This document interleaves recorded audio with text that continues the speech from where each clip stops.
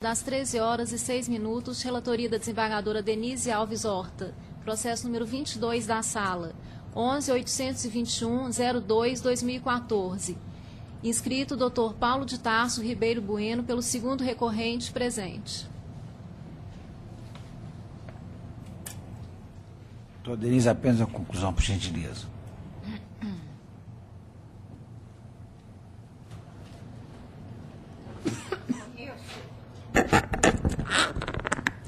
Conheço dos recursos ordinários do reclamante e da reclamada. Deixo de conhecer, entretanto, das razões da ré concernentes aos repousos semanais remunerados, por ausência de interesse em recorrer. No mérito, dou parcial provimento ao apelo da reclamada para, a fim de evitar eventual dúvida em liquidação, primeiro, fixar os honorários periciais em R$ 1.800. Segundo, bem assim estabelecer que são devidas como extras apenas as horas subtraídas do intervalo interjornadas e não a sua integralidade. Ao recurso do reclamante, nego provimento. Fica mantido o valor da condenação por compatível. Boa tarde, senhor presidente, demais componentes da turma. Em relação ao recurso da empresa, tem a questão da insalubridade por vibração. Essa questão é realmente controvertida.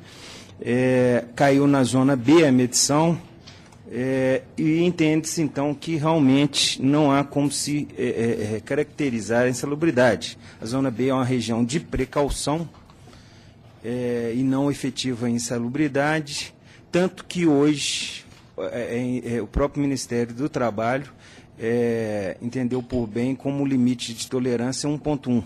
E a zona B, data vênia, o limite de tolerância é 0,43. É um valor muito baixo, que acho que qualquer carro, até nem ônibus, qualquer carro seria insalubre. E também teria a questão dessa zona prever apenas possibilidade, não probabilidade, que são institutos diferentes, inclusive quando se fala em questão estatística. Possibilidade, existe possibilidade sempre. Agora, probabilidade é que é diferente. Essa sim é que dá insalubridade. Então, data vênia entende que não pode ser mantida a decisão em relação à condenação da insalubridade por vibração, já que a medição caiu na zona B. Foi condenada a empresa também em danos morais de R$ 5.000 em razão de assalto. Segundo o juiz, ao ouvir o depoimento pessoal do preposto da empresa, segundo ele estaria confesso, porque ele foi perguntado a ele se nas linhas em que o reclamante trabalhava havia assaltos. Veja bem, primeiro que isso aí, data vênia, não seria capaz de configurar só por isso uma confissão. E outra coisa, ainda que as linhas da empresa e as linhas do reclamante especificamente pudessem ter tido assalto, esse suposto dano só ocorreria se esse assalto tivesse acontecido com o reclamante. São situações diferentes. O reclamante não pode se aproveitar de uma situação que pode eventualmente ter acontecido com outro empregado para depois requerer um dano moral.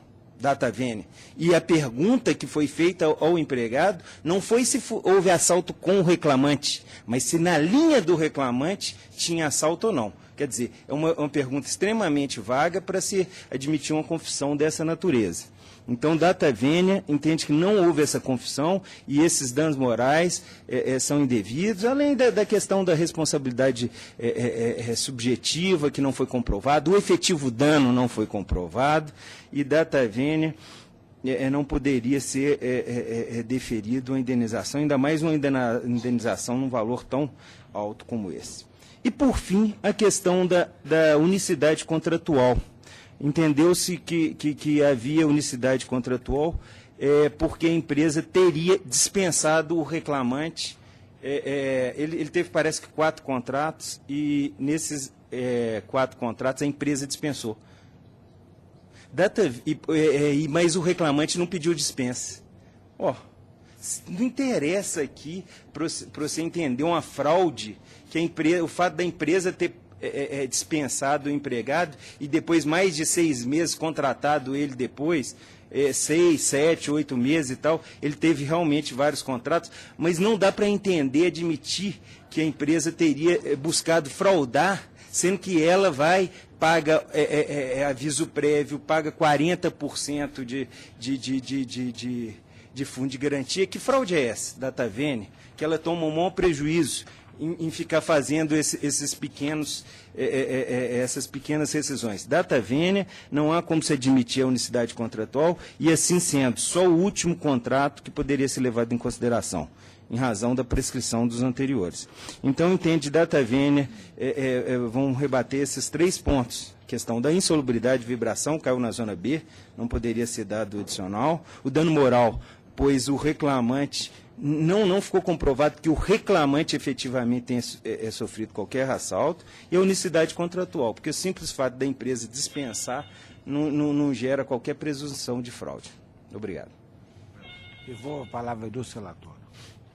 Senhor presidente, quanto à unicidade contratual, de fato, o reclamante trabalhou em vários contratos e houve a dispensa e ele recebeu as parcelas rescisórias, mas o pleito de unicidade contratual vem fundado no argumento de que ele, embora dispensado, teria continuado a prestar serviços sem que a sua CTPS fosse assinada.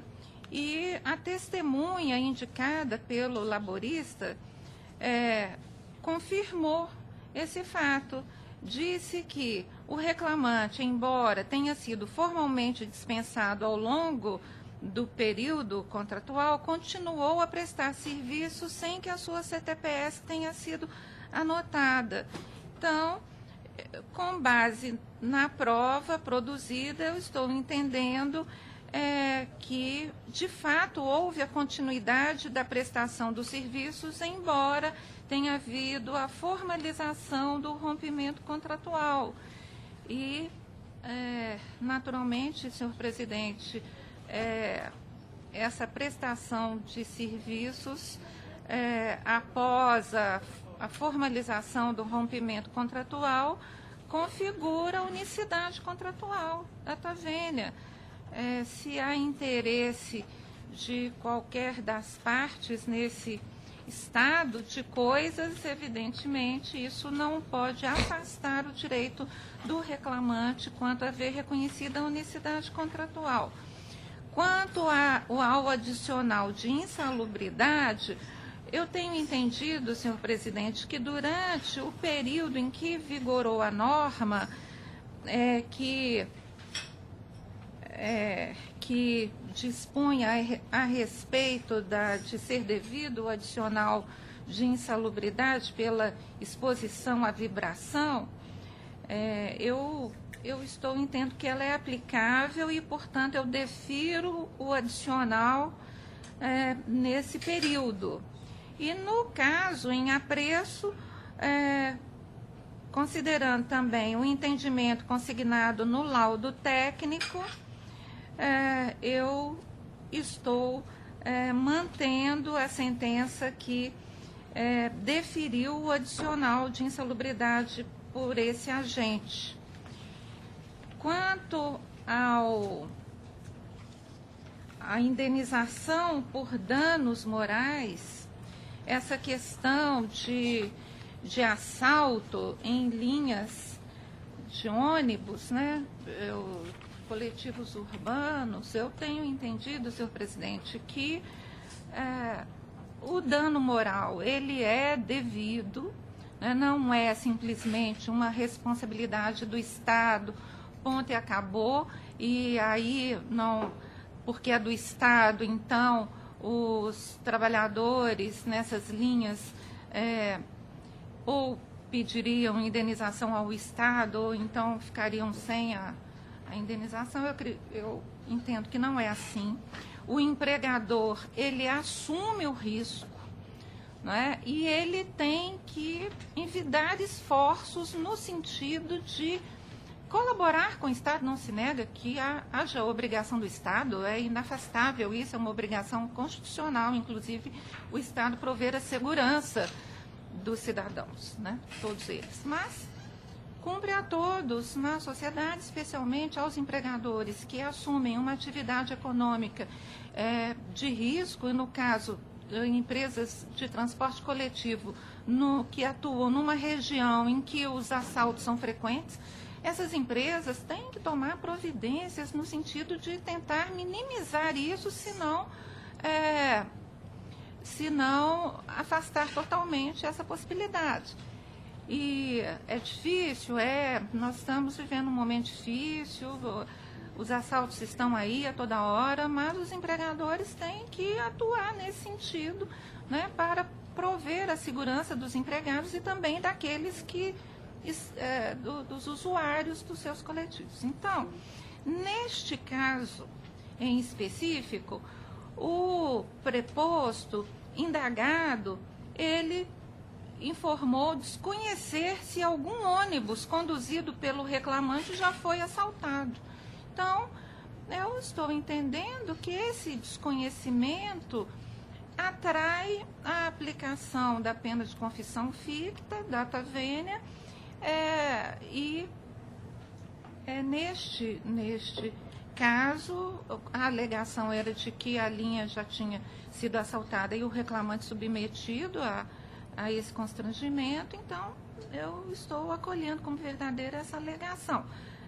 E, senhor presidente, ainda que assim não fosse, entendo que o só fato de um motorista, um cobrador, trabalharem numa linha que é passível de assalto, só isso já causa uma aflição, porque qualquer pessoa que entra dentro do ônibus já se pensa que vai assaltar, e isso causa uma aflição que se traduz, com certeza, em aflição moral passível de indenização, porque ninguém tem a obrigação de sofrer essas aflições, não é, que por conta dessa problemática. Então, eu, senhor presidente, estou mantendo, então,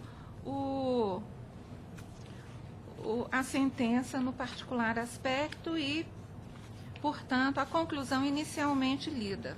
Pois não. Eu atuo nesse feito como revisor e, embora tenha entendimento do sentido do condicional de insalubridade em relação ao agente de vibração, eu vislumbro que nestes autos aqui, o louvado concluiu que, aspas, em compasso com o entendimento consignado no laudo técnico, estou reproduzindo o voto da doutora, tenho por irrefutável a configuração de insalubridade pelo agente de vibração, já que apuradas as medições inseridas na faixa indicativa, prováveis riscos à saúde, zona C. Então, tem a zona A, que não tem problema nenhum, a zona B, que é zona de precaução, e a zona C, que realmente é a mais nociva. Então, nesse caso, eu comungo integralmente com a relatora. Agora, no que pertine ao dano moral em relação ao assalto, eu tenho entendimento diverso, isolado naturalmente, e permito-me ler o voto aqui. Assalto, indenização por danos morais, responsabilidade civil, objetiva, cobrador de ônibus urbano, não configuração, segurança, direito constitucionalmente outorgado. Ao empregador não é devida a responsabilidade pela reparação por danos morais em razão de assalto, entre parênteses, roubo, artigo 157 do Código Penal, porque não participou, quer direta, quer indiretamente, no evento. O acontecimento não pode ser imputado a ele ou a preposto, donde é necessário afastar a responsabilidade. Do outro tanto, a lex lego impõe a segurança a todos, como se desume do artigo 144 da lex lego, segundo o qual a segurança pública, dever do Estado, direito à responsabilidade de todos, exercido para a preservação da ordem pública e da incolumidade das pessoas e do patrimônio, através dos seguintes órgãos: 1. Polícia Federal. 2. Polícia Rodoviária Federal. 3. Polícia Ferroviária Federal. 4. Polícias Civis. 5. Polícias Militares e Corpos de Bombeiros Militares. Lá do outro, não é só empregado, mas também empregador que se encontra sujeito àquela modalidade de violência, que vem graçando, assolando e alcançando a quem quer que seja, a qualquer hora do dia, noite, local, ainda que as vítimas dos meliantes estejam asseguradas de todas as cautelas possíveis. Assim, não se pode olvidar que a caracterização do dano encontra-se condicionada à tríade dos pressupostos ato ilícito, dano e nexo de causalidade, na forma preconizada pelo artigo 186 do Código Civil, o que não ocorreu in ex specie, haja vista a ausência de culpa do contratante. Em última ratio, sobreleva assinalar que o empregador estaria sendo punido 2 vezes, não só pelo roubo em si, mas também para reparar danos morais a empregados em razão de tanto. A segurança pública, repita-se, é dever e ônus do Estado a quem toca ensejar meios seguros e eficazes para debelar a violência. Por isso que eu estou dando provimento para extirpar os danos morais. E a doutora Paula acompanha isso. Senhor presidente, data máxima vem, eu acompanho o voto da relatora em razão do princípio da alteridade, segundo o qual o empregador assume os riscos do empreendimento. A decisão, por maioria, vencido o revisor no que toca aos danos morais. Ok, obrigado, boa tarde. Não tinha, não, eu não sei porque eu tinha um outro aqui, acho que gravou em outro. Então, a decisão por maioria. Okay. Da Milton Campos, foi, acho que não é mais não, ele foi. Tem muito tempo que eu não vejo, eu estou afastada tem 1 ano, mas tem muito tempo que eu não... Vencido Não, ele não dá aula mais não. Acho que não dá mais não. Porque dá, quanto aos danos morais?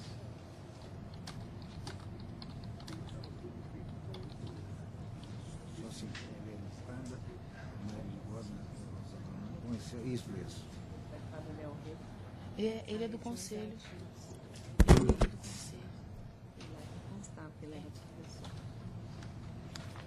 Conselho da Del Rey. Eu acho que não. Ele já deve estar com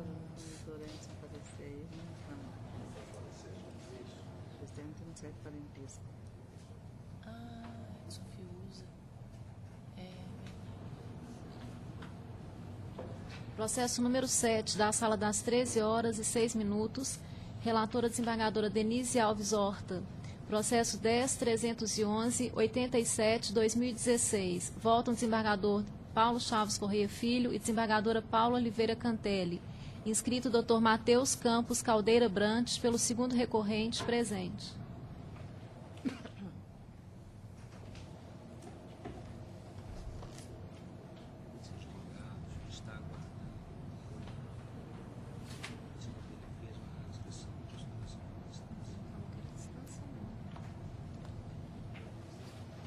Boa tarde, doutor. Boa tarde. Doutora Denise, apenas a conclusão, por gentileza. Conheço dos recursos ordinários do reclamado e da reclamante. Deixo de conhecer da arguição do reclamado, suscitada em contrarrazões, da impossibilidade jurídica do pedido de férias-prêmio por utilização da via processual inadequada. No mérito, nego provimento aos apelos. Tem interesse fazer outra palavra, doutor?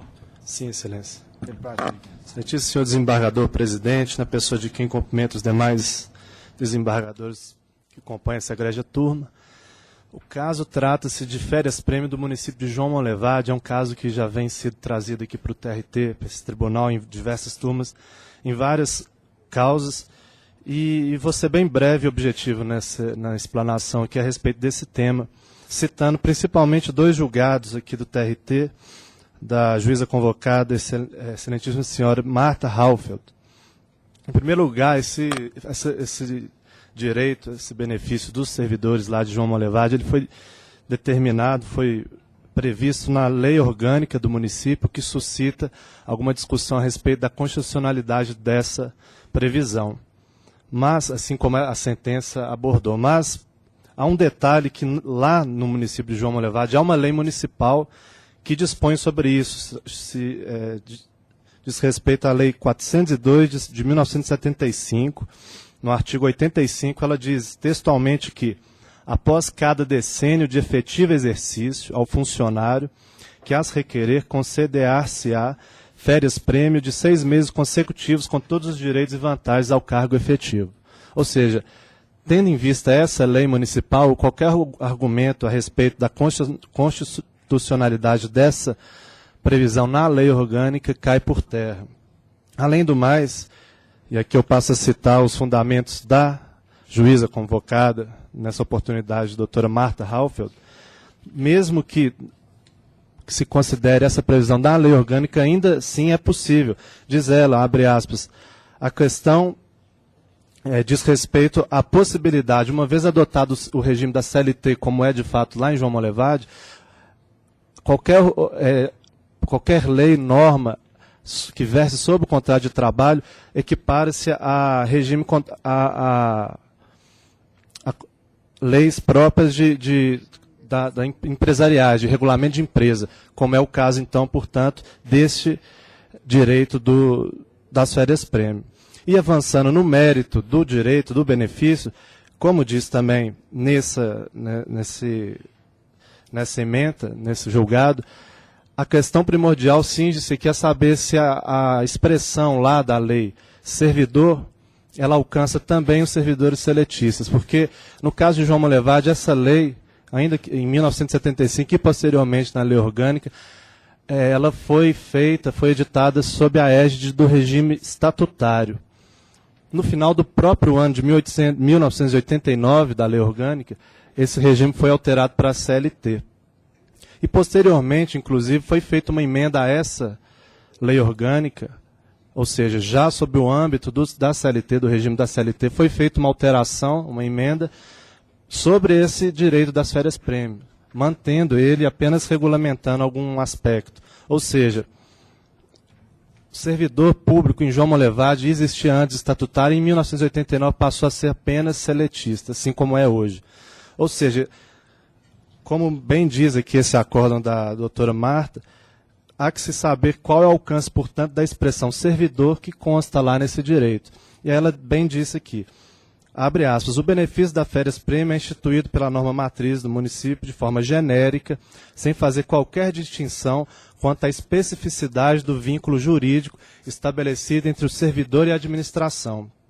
Se a lei não excepcionou de seu campo de incidência quaisquer servidores, para efeito de concessão da benesse, não cabe ao intérprete fazê-lo. A lei lá do município faz indistinta alusão ao termo servidor. Nesse caso, é de se concluir que abrange todos os agentes públicos vinculados por uma relação de trabalho profissional com a administração, compreendendo os ocupantes de cargo ou emprego ou ainda aqueles que exercem função pública. E ela finaliza dizendo, também, tampouco seria possível ao Estatuto restringir as férias-prêmios aos servidores estatutários, e no caso do João Molevade nem existem, ou que exerçam função pública, limitando indebitamente a hipótese de incidência da benesse, tal como esculpida na lei, em virtude de supremacia formal e material dessa norma no âmbito da municipalidade. E, por fim, excelências, a total compatibilidade desse direito com a CLT, e é o que também finaliza aqui no seu fundamento. Aqui diz o acórdão, não existe qualquer embasamento na alegação defensiva segundo a qual férias-prêmio apresentam índole tipicamente institucional ou estatutária, configurando benefício ontologicamente avesso ao regime contratual, que é o argumento que é mais largamente utilizado, na maioria das vezes, para indeferir esse pedido. Diz ela, os requisitos estabelecidos para a percepção da benesse não chancelam essa afirmação. Não se trata aqui de mesclar um benefício, ou uma lei, ou um regimento com outro, mas é que lá em Molevade hoje em dia só existe servidor seletista, diferentemente do município de Belo Horizonte, em que inclusive a súmula sobre esse tema, tratando disso, quando aqui no caso convivem dois regimes jurídicos, o seletista e o estatutário. Lá não, é apenas um, o seletista. Então, a gente não aplicar hoje em dia esse benefício, esse direito, simplesmente porque hoje em dia é CLT, seletista, e antes era estatutário, não faz o menor sentido. Seja porque é compatível com a CLT, seja porque o próprio legislador não quis fazer, à época, qualquer distinção na aplicação desse direito. São com essas ponderações que pede vênia à relatora, para que proposta de voto não seja seguida pelos demais julgadores ou que seja reavaliada. Obrigado, excelências. Boa tarde. Devolvo a palavra à ilustre relatora. Senhor presidente, eu cumprimento o doutor advogado pela brilhante sustentação, mas eu vou pedir vênia e vou manter a conclusão, tendo em vista que a minha interpretação dessa lei orgânica do município leva à ilação de que a lei ela fez clara distinção entre o servidor, que seria o funcionário público, né, estatutário, e o servidor, que seria o empregado público regido pela CLT. E em momentos diferentes, que eu cito aqui no voto, exemplificativamente, a lei se referiu em algumas oportunidades ao servidor e, de fato, a lei adota uma técnica que não, data vênia, de fato, não é das melhores, porque quando se refere a servidor, ela quer dizer servidor é o funcionário público estatutário e empregado, empregado público seria o seletista, então ela faz aí uma certa confusão, mas é possível se entender, e isso fica muito claro quando se faz uma leitura sistemática dos artigos da lei, que de fato as férias-prêmio, elas foram limitadas aos funcionários estatutários e não aos seletistas. Eu faço aqui na minha proposta de voto toda essa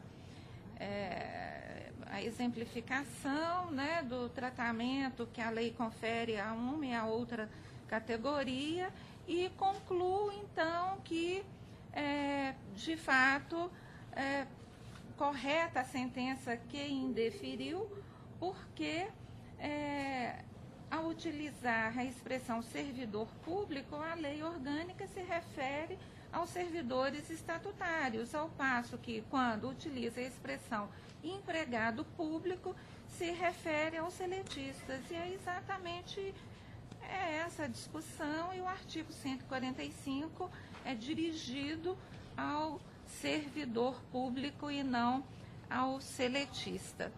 Então, senhor presidente, eu estou mantendo o meu posicionamento originário. Só para esclarecer uma questão de fato, sobre esse aspecto, de fato, tecnicamente não é melhor emprego das nomenclaturas, até porque não existia empregado público à época dessa lei, eram somente estatutários, tanto que posteriormente veio a alteração desse regime para adotar-se o seletista. Ou seja, se veio essa alteração, é porque antes não existia. Ou seja, antes não tinha empregado público, era somente servidor público estatutário em João Monlevade. A doutora Denise mantém a proposta. Senhor presidente, não altera, essa ponderação da tribuna não altera a minha conclusão, mesmo porque a reclamante, ela foi admitida em 1995, se não me engano. Então, quando já foi admitida em 10/3/1995 como professora.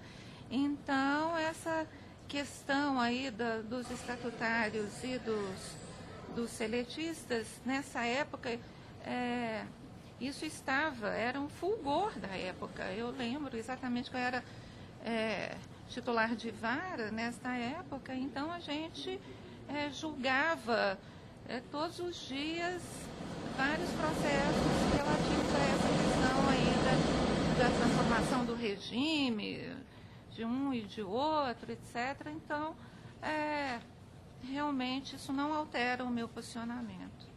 Estou inteiramente de acordo com a eminente relatora e doutora Paula.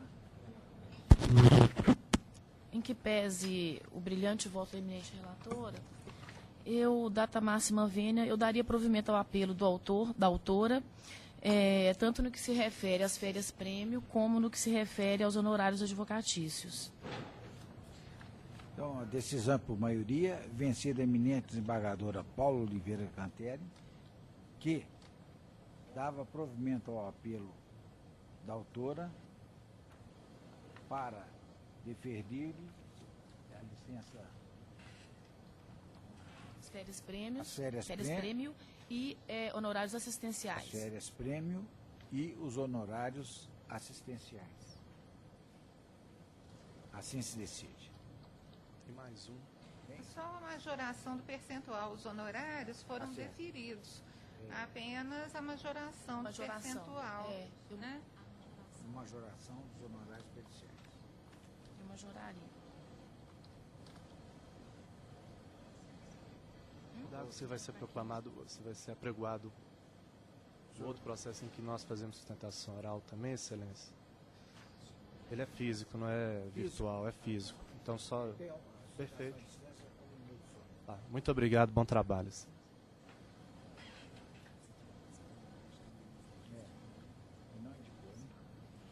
Então, sustentação oral à distância.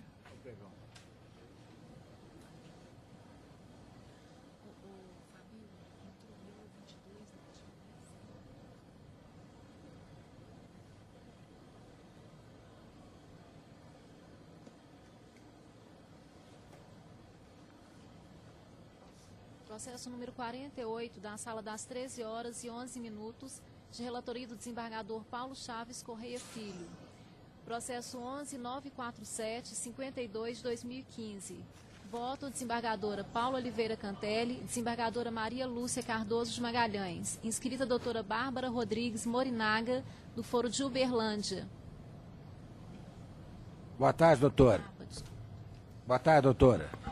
Boa tarde. Indago se está me ouvindo.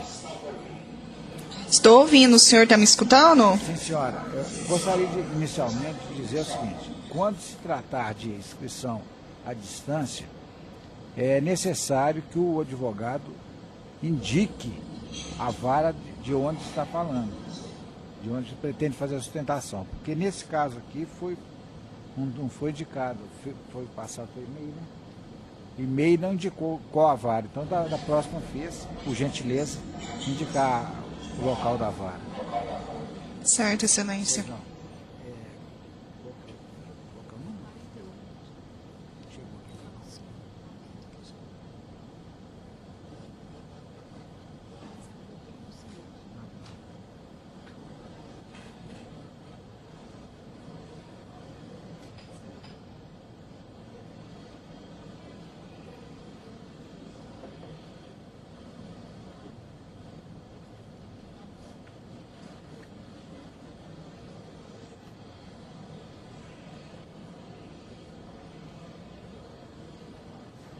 Estou conhecendo o recurso e não estou negando provimento. Indago se quer fazer outra palavra. Gostaria de fazer o uso da palavra só se houver voto divergente. Vanderlan Felipe Pinto, né? Isso. Eu estou pela recorrida, construtora Aquário Leão. Então, tudo bem. Eu estou conhecendo o recurso no mérito nego de provimento. Não há divergência apontada, assim se decide. Boa tarde, doutora. Boa tarde, muito obrigado.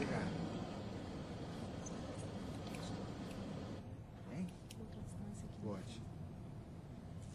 Processo número 37, da sala das 13 horas e 11 minutos, de relatoria do desembargador Paulo Chaves Correia Filho.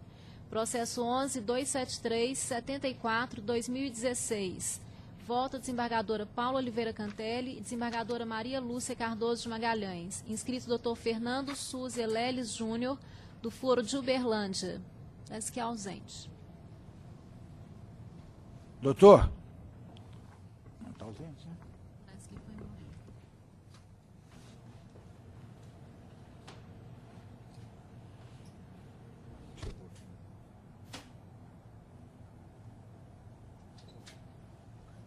Ausente o advogado, passo à conclusão.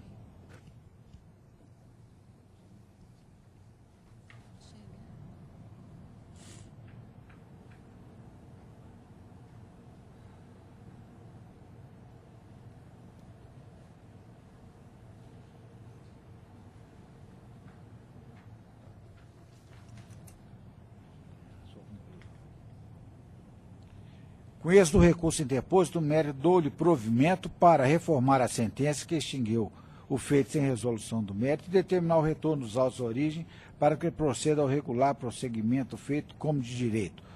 Não há divergência apontada. Né? Não havendo divergência apontada, assim se decide. Pode ter mais um.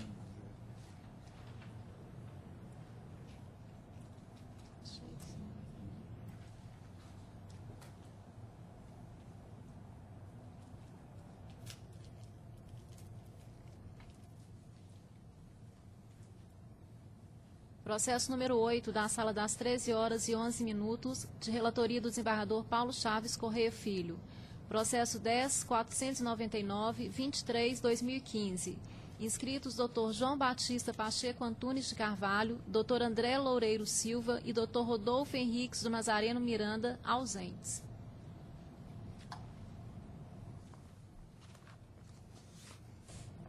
Uma vez ausente, permito-lhe a conclusão, que é extremamente longa.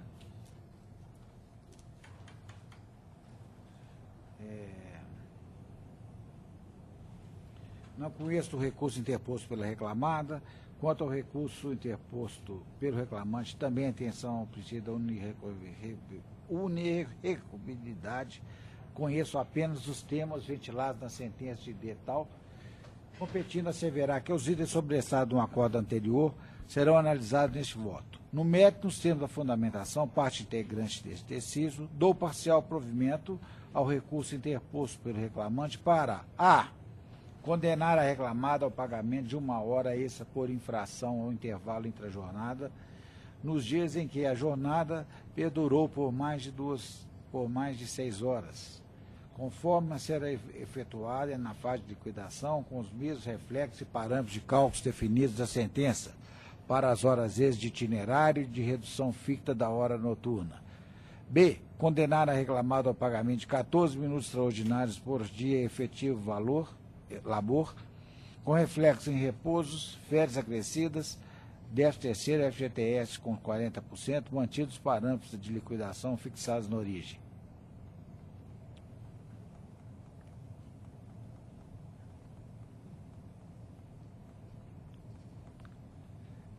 C. Condenar a reclamada ao pagamento de diferença adicional noturna e desproporção de horas extras pela redução da hora ficta noturna em decorrência da prorrogação da hora noturna. Súmula 60. No período em que o reclamante ativou-se em jornada mista com reflexo em repouso, férias, acrescidas do texto, 13º, FGTS 40%. As diferenças de adicional noturno, bem assim a hora ficta noturna em razão da prorrogação da jornada noturna, deverão integrar as horas extras de transportes noturnos. D. Determinar que no cálculo do repouso semanal remunerado devido deve ser observada a dobra legal. E. Condenar a reclamada à restituição dos descontos efetuados ao pagamento do reclamante a título de contribuição confederativa e contribuição assistencial conforme se apurar em liquidação. Declaro para fins da lei que as parcelas acrescidas à condenação ostentam natureza salarial, a abstração feita aos reflexos em férias mais um terço, FGTS com 40% e bem assim a restituição dos descontos efetuados a título de contribuição confederativa e contribuição assistencial. Eleva o valor da condenação para R$ 25.000, com custas de R$ 500 pela reclamada. Tem divergência aí?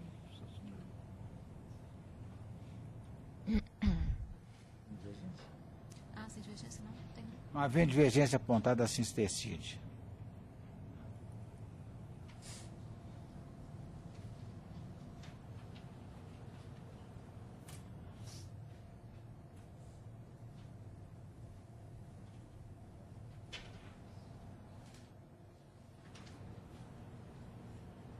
Sumiu de novo.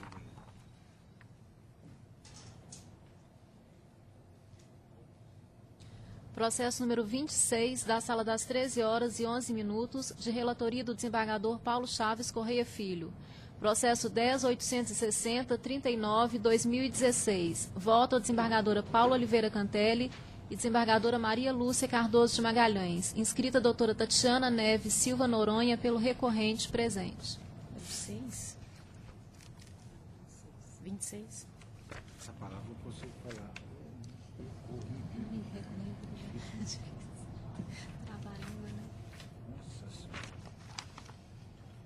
Boa tarde, doutora. Boa tarde, excelência. Agropel Rosa Moreira Campos. Isso. Permito minha conclusão e adianto que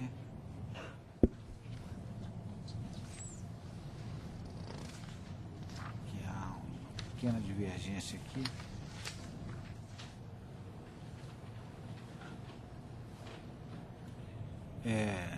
Conheço o recurso ordinário interposto pela reclamada e, no mérito, provejo em parte para reduzir a indenização por danos morais para R$4.000 e, em consequência, reduzo para R$5.000 o valor da condenação, com custas de R$100 pela reclamada, que fica autorizada a reaver o valor pago, a maior pela via administrativa adequado, na forma usual. Essa é a minha propositura de voto. Boa tarde, turma, excelentíssimos desembargadores aqui presentes. Não obstante o voto do excelentíssimo relator, trata de um recurso interposto, um recurso ordinário interposto pela reclamada, no qual se pretende negar provimento ao pedido de condenação dos danos morais. Isso porque, no caso em questão, data máxima vênia, a reclamada entende que a sentença de primeiro grau não se atentou a todas as provas colhidas durante a instrução processual. Isso porque, não obstante os depoimentos colhidos em audiência, que, diga-se de passagem, foram feitos através de prova emprestada, a reclamada juntou aos autos fotos na qual foram demonstradas que as condições, ao contrário do que alega a reclamante, elas não são indignas de trabalho, pelo contrário, são condições que elas cumprem todas as normas, inclusive, em especial a NR31. Todavia, para encurtar a sustentação, vou-me até o fato de que a reclamada ela junta um importante documento, que é um laudo da Fundacentro, que é um órgão filiado ao Ministério do Trabalho e Emprego. Esse laudo foi obtido no ano de 2011, e esse laudo ele aprovou todos os estabelecimentos, todas as condições de trabalho que a empresa proporcionava aos seus empregados.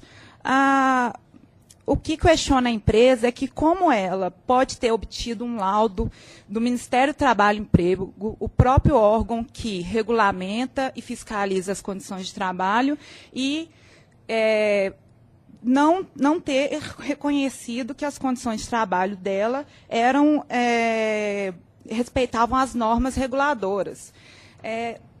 Aparece até um contrassenso, uma vez que o poder é uno. Então, de um lado, o poder, o Ministério Público do Trabalho, o Ministério do Trabalho e Emprego, ele aprovou os estabelecimentos e as condições oferecidas pela reclamada, e, de outro lado, para surpresa da empresa, quando o reclamante vem aqui, busca o judiciário, pelo contrário, desaprova o referido laudo. Com isso, a empresa pede data máxima vênia o voto apresentado pelo relator, que, ao contrário de ser diminuída a condenação, ela seja julgada improcedente, tendo em vista todas as provas que, além do laudo, também os testemunhos apresentados, eles não não comprovam as condições indignas. E frente a um documento tão gritante, no qual o poder público tem, né, a presunção de legitimidade, ele é posto de lado em prol dos fracos testemunhos que constam nos autos. É o que se propõe, Excelência. Pois não. A despeito do brilhantismo da sustentação, eu mantenho minha propositura de voto e o faço por quê? Como a senhora bem sustentou aí, as partes entenderam por bem adotar prova emprestada nesses autos. O que é a prova emprestada? A prova emprestada é aquela colhida tanto que interessa para uma parte quanto para a outra. O juiz de Pará de Minas, com muita propriedade, entendeu que o valor devido ao caso, em razão da precariedade de instalação sanitária, fixou o dano moral em 7.250. Eu achei um pouco incompatível com o que vem sendo mantido aqui na segunda instância. E por isso eu entendi por bem reduzir para R$4.000. E o fato é só da reclamar ter juntado fotos posteriores à instrução não eram compatíveis, não eram contemporâneas com a prestação de serviço do reclamante. Até mesmo porque a testemunha Wilson de Oliveira deixou claro que a instalação era 400 metros de distância do posto de serviço. Isso realmente é bastante, são 4 quarteirões, então eu entendo que os R$4.000 estão compatíveis com a propositura de voto, com a indenização perseguida, e por isso mantemos a propositura de voto. E deixo claro que há divergência nesse caso. Doutora Paula Cantelli. Senhor presidente, minha tendência aqui era negar provimento ao apelo. Não sei, doutora Maria Lúcia, mas eu negaria provimento em relação, inclusive, ao dano moral, né? A redução. Eu nego provimento. Tá. Doutora Maria Lúcia? Estou acompanhando Vossa Excelência aqui, porque é mais ou menos, né, o valor que a gente tem referido nessas questões da A decisão por maioria é vencida a eminente desembargadora Paula Oliveira Cantelli, que mantinha a respeitável decisão. Obrigada, Excelência. Assim se decide. Boa tarde. Boa tarde. Isso foi o 26, né? Tem mais aí? Falta mais uma, só assinar. Acho que tem mais um, doutor Paulo.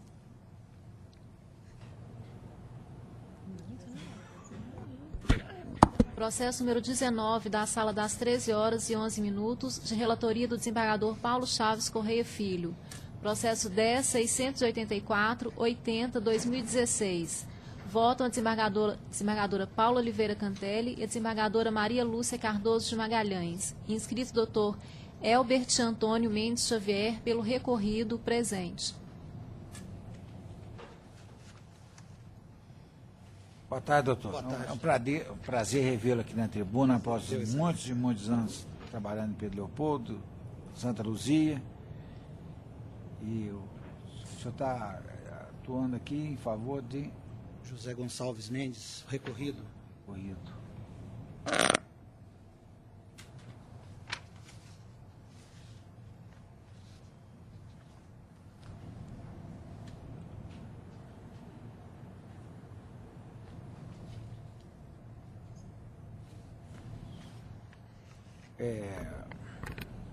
Conheço o recurso interposto e, no mérito, dou parcial provimento ao apelo, apenas para excluir da condenação o pagamento de multa por embargos de declaração protelatórios e mantenho o valor da condenação porque ainda entendo compatível.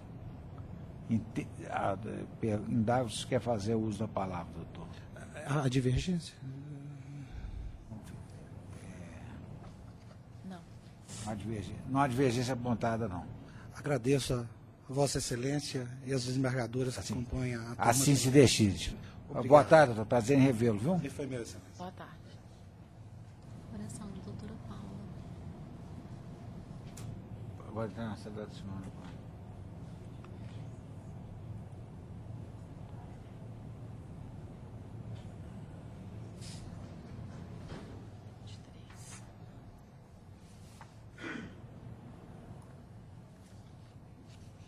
Processo número 23, da sala das 13 horas e 16 minutos, relatoria da desembargadora Paula Oliveira Cantelli. Processo 10.949-73-2016. Votam a desembargadora Maria Lúcia Cardoso de Magalhães e a desembargadora Denise Alves Horta. Inscrita a doutora Jordana Ferreira Teixeira pela recorrida presente.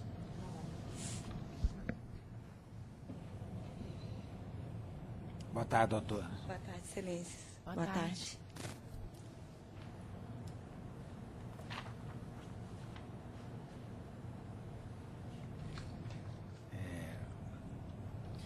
Conheço o recurso ordinário da autora. No mérito, nego-lhe provimento, mantendo-se intacta a respeitável sentença de primeiro grau por seus próprios jurídicos fundamentos. Será mantida, Excelência, a divergência? Não há divergência apontada, não. Agradeço a atenção. Assim se decide. Muito obrigada. Boa tarde. Boa tarde.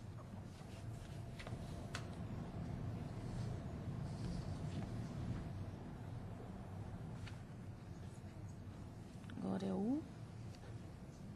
Tem mais dois. Um que entrou depois. Tem o 22 e o 32.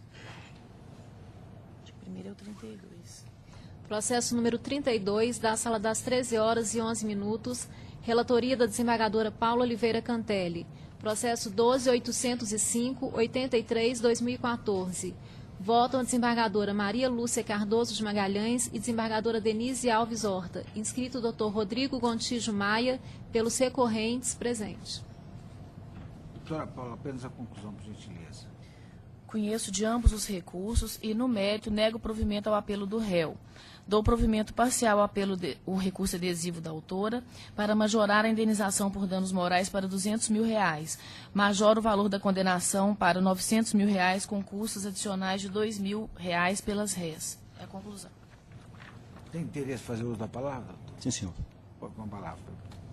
Excelentíssimo senhor desembargador presidente, excelentíssima desembargadora relatora, demais desembargadores componentes, nobres colegas, serventuários, demais presentes.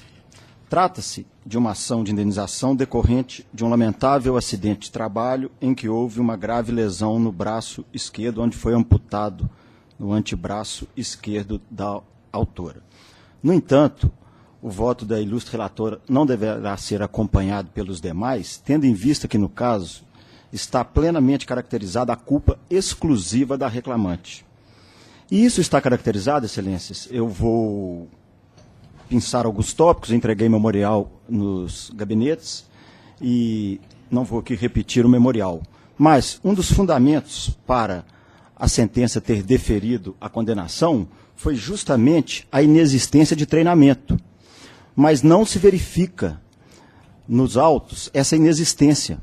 Primeiramente pelo documento juntado no ID B4S8-BF8, que está juntado em 23 de fevereiro de 2015, que é um documento relativo aos treinamentos recebidos e assinado pela reclamante, onde é expresso que o treinamento verificava risco de acidente. Logicamente, esse documento é um documento que traz genericamente. Mas as testemunhas vieram e deixaram claro o que se fazia nesses treinamentos. E o que é principal para salientar, o que é principal para ser salientado, é que todas as testemunhas deixaram claro que a máquina deveria ser limpada desligada, mas a reclamante, por um ato voluntário, tentou limpar a máquina com a máquina ligada, o que veio ocasionar um acidente com a sua blusa, porque ela foi puxada. Blusa essa que também está comprovado que não fazia parte do kit de equipamentos de proteção que é concedido pela empresa, mas ela usou uma blusa também inadequada, o que gerou. Muito bem. Além disto, excelências, além da máquina ter que ser manipulada para limpeza desligada, ser limpada desligada, o que está claro pelos depoimentos que foram trazidos aí, destacados no memorial, é preciso esclarecer que o laudo pericial não aprofundou e não deveria fazê-lo mais do que a meritíssima juíza na audiência, ao indagar as testemunhas com a técnica processual adequada. Então, o laudo, como não fez, caracterizou a culpa, mas, posteriormente, com a oitiva das testemunhas, ficou caracterizado que a culpa não foi da empresa, e sim da reclamante. Agora, caso assim não entenda, no mínimo deve ser caracterizada uma culpa concorrente, tendo em vista o treinamento realizado e a inexistência de culpa específica naquele fato, me desculpe. Quanto ao mérito dos danos deferidos, também deverá ser reformado, caso se entenda pela manutenção da culpa, mesmo que concorrente, o valor está exorbitante. Primeiramente, em relação aos danos fixados, deve ser considerado também a capacidade das empresas, que são, primeiro, a real empregadora, que é a primeira reclamada, é uma empresa de pequeno porte. As outras empresas têm um capital social pequeno, nada expressivo, 30 mil e 100 mil reais. Não se discute o tamanho do dano sofrido pela autora, mas o que se discute aqui é a capacidade de indenizar.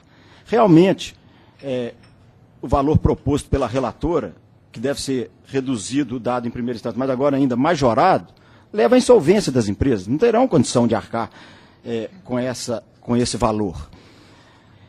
Então, pede-se, no mínimo, que seja reduzido os valores e não acompanhado o voto proposto. Em relação à prótese que foi deferida, deve ser salientado que a meritíssima juíza, usando um laudo proferido em outro processo, que inclusive a pessoa que teve o dano no membro superior era um homem.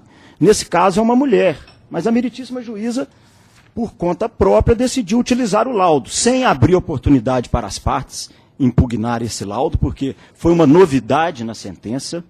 O perito não manifestou quanto à questão do laudo efetivamente, quanto à prótese que efetivamente deveria ser utilizada. E o pior, isso não foi nem mesmo requerido pela autora a utilização desse laudo, o que caracteriza o julgamento além do pedido.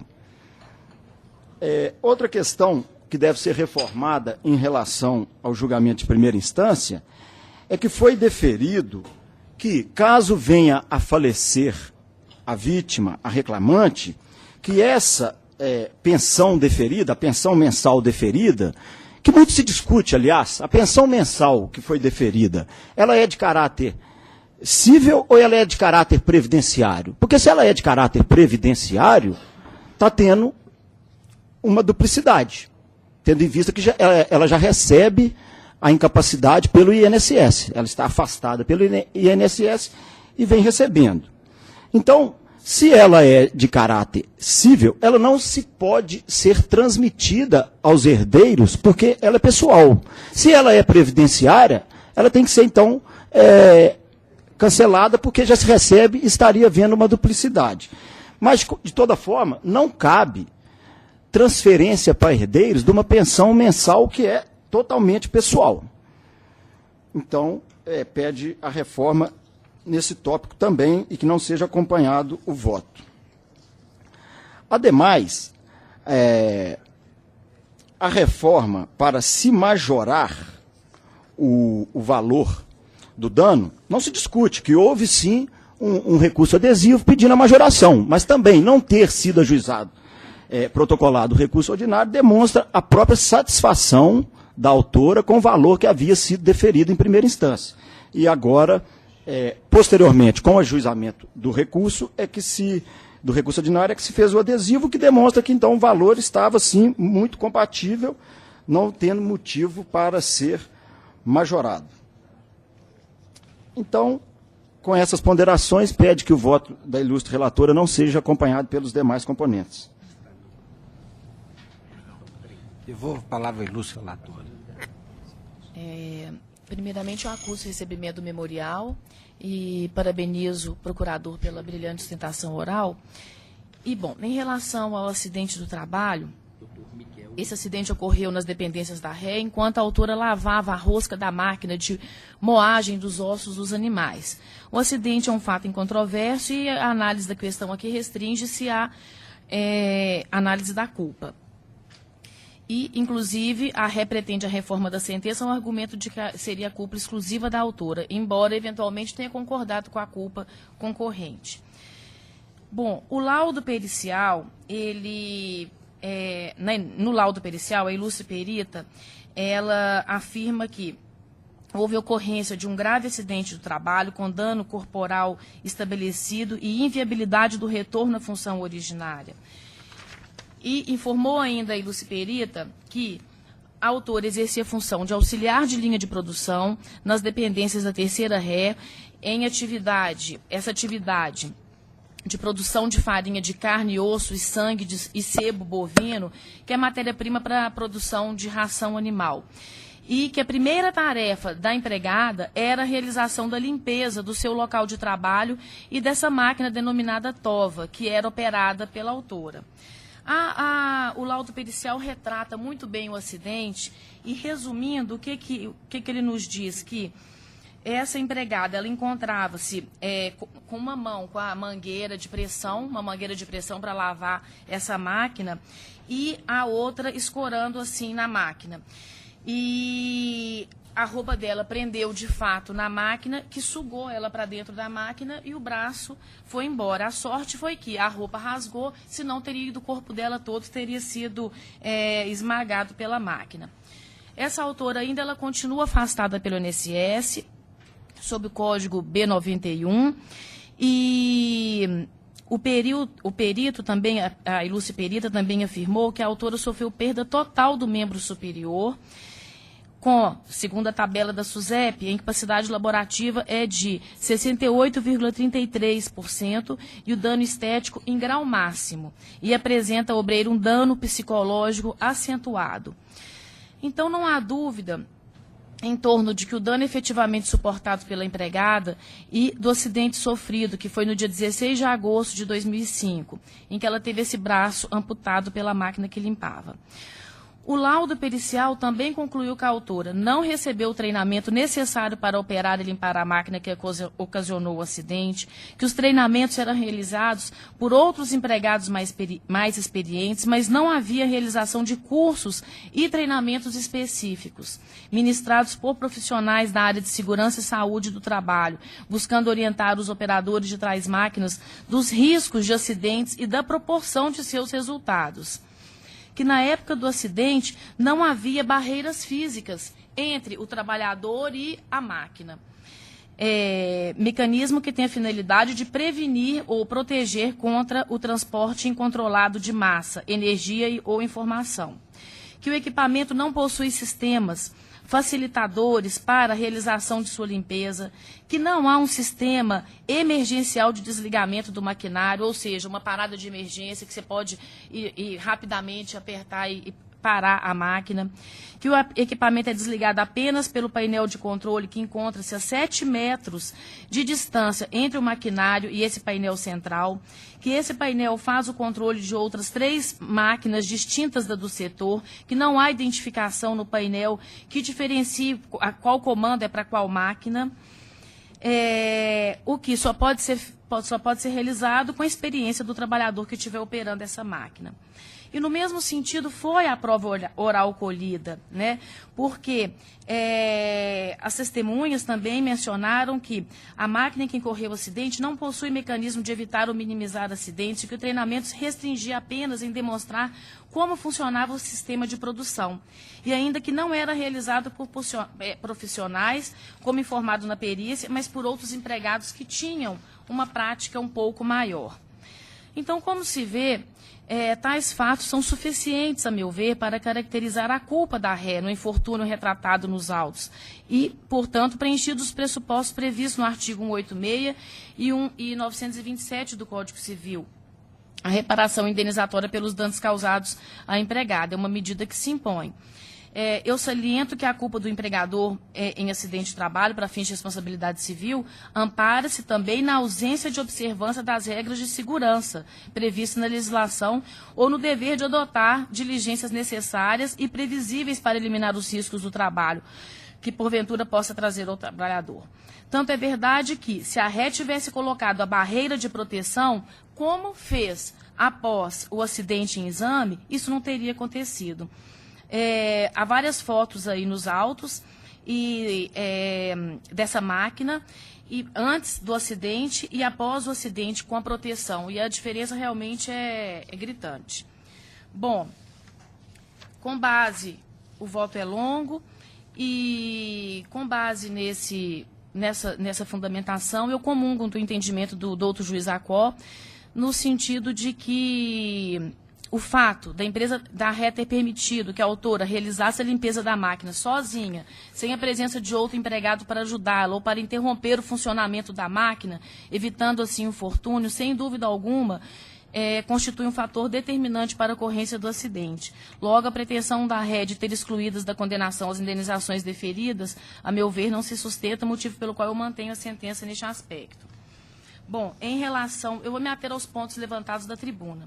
Em relação ao valor das indenizações por dano moral e estético, considerando alguns fatores, primeiro, a autora teve o braço decepado pela máquina nas dependências da ré, que descuidou de qualquer medida protetiva, de treinamentos, a obreira está inválida parcialmente, né, 68,33%, e que o perito também informou que a obreira suporta um dano psicológico acentuado. Eu entendo que o valor dessa indenização por danos morais deve ser elevado. Ele foi arbitrado em 100 mil, eu elevaria, na minha proposta de voto, eu elevo para 200 mil reais. Bom, os danos estéticos foram mantidos, tal qual o dano estético foi mantido, tal qual arbitrado na origem, e por isso também eu neguei provimento ao apelo da ré. Bom, a alegação da ré, já em relação aos danos, à pensão mensal e à prótese, essa alegação da ré de que a pensão mensal não é cumulativa com o benefício previdenciário, eu entendo que as parcelas ostentam hipóteses fáticas e naturezas jurídicas distintas. O benefício previdenciário decorre do preenchimento de requisitos e condições estabelecidas na legislação previdenciária, enquanto os danos materiais guardam identificação com os lucros cessantes e os danos emergenciais com nítida natureza reparatória. E, a meu ver, não há impedimento nenhum legal para a acumulação da pensão mensal decorrente dos danos materiais com o valor do benefício previdenciário. Em relação à idade, Vossa Excelência não destacou da tribuna, não, né? Dos 75 anos. Bom, no que se refere ao tipo de prótese a ser fornecida, o doutor juiz Acó, ele, de fato, ele entendeu que, com base no resultado de uma outra perícia, de um processo semelhante a esse, em que o autor também perdeu o braço, ele entendeu que a melhor prótese é a prótese mioelétrica ou similar, que tem por objetivo a busca da restituição integral desse dano e uma melhor adaptação da obreira nessa prótese. Então, eu mantenho também a sentença neste aspecto. E mantenho minha proposta de voto, senhor presidente. Doutora Denise. Doutora Maria Lúcia, primeiro. Quem é? A revisora. Aqui aqueles casos muito comuns, né, no nosso sistema laboral, é a falta de prevenção, que na realidade é uma questão cultural no Brasil, né, essa questão da prevenção. Então, a doutora relatora já esmiuçou bem o voto, E começa aqui na redação do voto, que normalmente 2 empregados realizam a limpeza, mas no dia do acidente foi determinado que a fizesse sozinha, pois o outro encarregado havia se ausentado. Então começa aí, são as pequenas, né, falhas que existem nessa questão da prevenção, e por isso que o nosso país acho que é campeão em acidente de trabalho do mundo.